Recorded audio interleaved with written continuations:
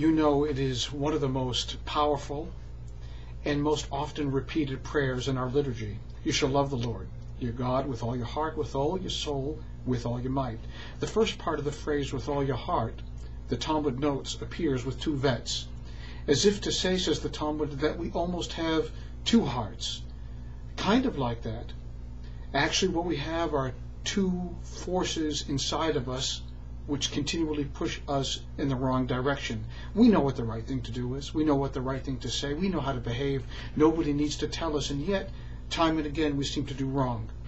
Because of these two yitzrot, these two inner compelling forces that push us to act out of sync with our best self, with our soul. One of the first, says Rabbi Yisrael Salanter, is a lust to obtain things that should be out of our grasp and that we shouldn't even contemplate nor look at. The other one is a certain kind of defiance that just wants to say no, simply to exercise our own ego, our own power against the will of God. It is no accident that we're reading the Torah portion this week that speaks of two goats being led to the altar of God as the expiation of sin by Aaron immediately after the death of his two sons. You recognize the portion because we not only read it on the anniversary of the Torah reading as we do this coming week, but we read it again on Yom Kippur when we are trying to atone for these two oppositional forces that exist inside of us. Acknowledge first their existence and then say, God, I wish to be better.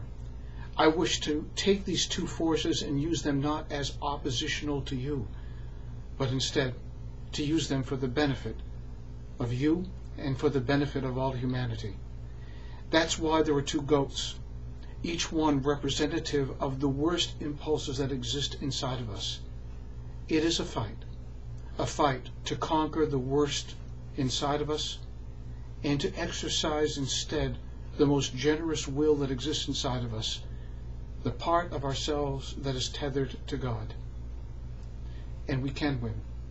We can win because we share it with all human beings that have ever walked the face of the earth. We share it with every human being that's spread across the face of the planet at this very moment, because it is the common bond that unites all humanity.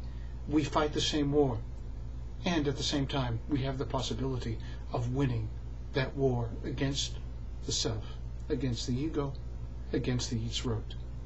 Let me wish you a very beautiful Shabbat, a Shabbat filled with joy and love, of conquering the worst impulses in ourselves and savoring what is best inside of us. And as we count forward towards these days of Matan Torah, the giving of the Torah, and counting each day the passing of the Omer, I wish you great excitement and exuberance.